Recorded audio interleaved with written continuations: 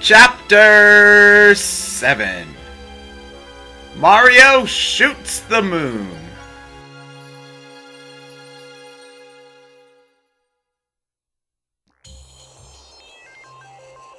Hey guys, it's ExandShadow, and welcome back to Let's Play Paper Mario The Thousand Year Door. Last part we did some preparations and such, and in this part, it is stupid cold out here. Come on, Gonzales, let's move. Far Outpost should be just up ahead, I think. So yeah, this is our necessary snow level for the game. Yes, every game must have an icy cold level, doesn't it? Anyway, thankfully there isn't too much cold areas. I'm not too big of a fan of ice areas. Not so much in RPGs because you don't deal with stuff like annoying ice physics in RPGs, but anyway, I'm sorry about some video problems during this part of the playthrough. My Dazzle likes to speed up and slow down randomly at times, and it chose this part to do so as well.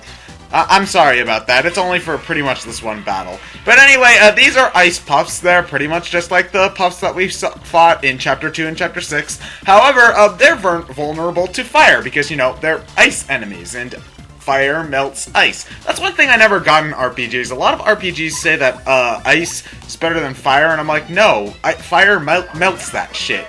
So, anyway, because it's an ice area, Vivian is obviously one of the better choices to make for this area. You know, I'm not sure if I don't remember exactly if her normal attacks do more damage, but Fiery Jinx definitely does more damage. So Vivian, one of the better partners to have in this area, no question. So yeah, see, watch. I'm gonna use Fiery Jinx. Oh yeah, just like the other, just like the puffs we saw in the train station. These guys can charge up their attacks. However, instead of electricity, it's ice because I don't know, but whatever. They are pretty much just as easy to beat as the normal puffs. A little bit more HP, but we've got stronger weapons, so it's really not that big of a deal. Yeah, stupid trees in the foreground. There is a shine sprite, over there. You can sort of see it. It's just sort of hard to tell. It's, you gotta jump to get it. I don't know why I keep on trying to hit it with my hammer. But I can sort of see it when, the camera's the right way. But there we got the shine sprite. Yeah, Vivian's pretty much your go-to girl for this part of the game, because fire attacks. Thankfully, it's a lot easier to do fire attacks in Paper Mario 2 than in Paper Mario 1. In Paper Mario 1, a lot of the late-game enemies were weak to fire element attacks, and the only fire element attack that you had was Kooper's Ultra move, which took a ton of FP to use. So yeah, you've got it a little bit easier in Paper Mario 2 than Paper Mario 1. Anyway, here we've got Frost Piranhas. They're pretty much the same as the Piranhas we fought in Chapter 2. You know, same sort of deal. Use your I can't talk. Just use your fire attacks if you can, if you have the flower points too. However, like the Piranha Plants in Chapter 5, they can inflict status effects, but instead of poison, it's freeze, which is infinitely more annoying, because not only are you,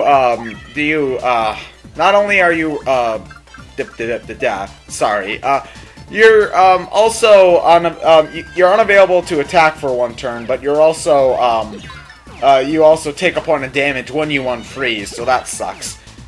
But anyway, other than that annoying thing, they're pretty much the same as every other piranha enemy that we've seen. And I'm being dumb here. Oh, actually, I'm not being dumb. I wanted to replenish flower points. Because Fiery Jinx is a little bit costly. I'm not gonna lie, you know, 6 FP, that's kind of a lot. But it's worth it, just because the extra damage, the burn status, all that jazz.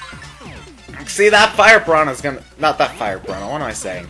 That frost piranha's gonna die right after this, see? And then one more Shade Fist is just gonna be enough to take these guys out, so yeah. I will say that snow areas look pretty in games, it's just that I often find snow areas a little bit, tedious to go through. I don't know why. Maybe it's because I lived in New England and I fucking hate the snow. Seriously, shoveling that shit is a pain in the ass. But yeah, it looks pretty at least, and there's no slippy, slidey physics. So yeah, this is a decent area, a little bit straightforward, and not nearly as fleshed out as Chapter 7 from Paper Mario 1. But the snow area is only the first half of this chapter. So, spoiler alert: the snow area is only the first half of this chapter. So, yeah, you don't need to put up with the snow for too long. Anyway, yeah, level up. Because I've got max coins at this point because of the investments in the oil investments. I don't know why I still keep on chasing after all of these coins that I keep on seeing. I don't know why. It's sort of just like an impulse to pick everything up, even though I'm not spending anything. If there's anything you want to spend money on, life shrooms, definitely want to buy life shrooms.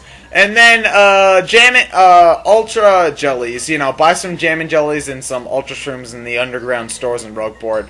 Mix them together. You can also look online to find some, better combination, some more cost-effective healing items that you can cook. But I usually just go for ultra jellies just because they're a bit more straightforward. Well, only one way to find out. Let's get started by talking to the villagers. So yeah, this is Far Outpost. We just gotta talk to these guys. First off, Starpies right there. Now you can talk to these guys, just get some general information. Sorry, I was thinking wrong. I was going to say that this is just like the village in Paper Mario 1, but the snow village in Paper Mario 1 was penguins and not bob-ombs. Don't know why I thought bob-ombs. Anyway, you're gonna want to have Bobbery after this point, just because he does alter some of the dialogue you see in the game. That you do need to have Bobbery out at some point, so keep him out. I have tried so many times to talk to the girl in the inn, but she kept me out. Now I must use the heat of my feelings to keep warm. Anyway, free inn coupon right there, which pretty much means you get a free stop at this inn, so you're actually going to want to do that. Stay of one night is only 15 coins. You like rest? Da, I'll be stay. You have inn coupon. Have good sleep. Oh yeah, they all talk in Russian accents, by the way. But anyway, you are going to want to stay in this inn, because if you do... Ellipses. Waiting for the load. There we go.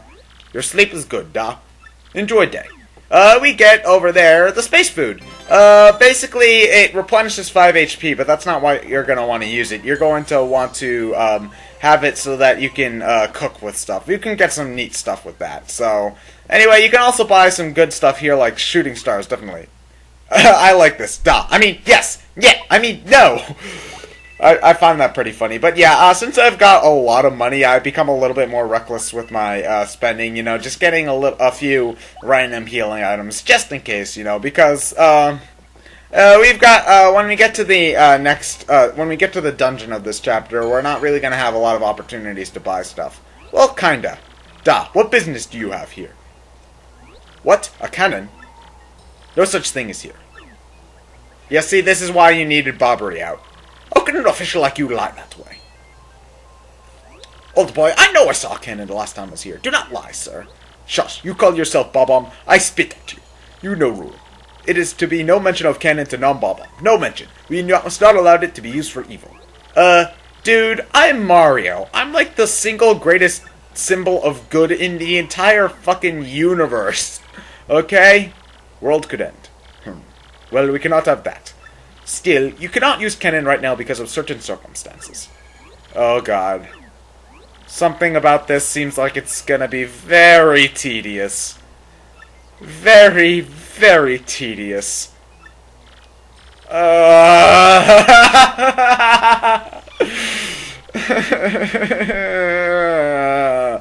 Yes, you guys who have played the game before know what I'm talking about. We have to find Gold Bob and General White.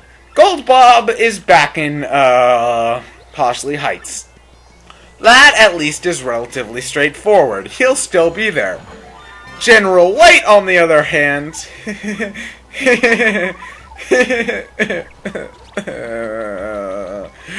Let's just say we'll be dealing with General White next part. But anyway, yeah, now that I've got another now that we've got those two shine sprites, we can go back to Merlin. Anyway, since I've missed 3 shine sprites, at this point you should have every single shine sprite in the game. So since you gotta go back to Rogueport to go to Poshley Heights anyway, you should spend this time to upgrade your last 2 characters.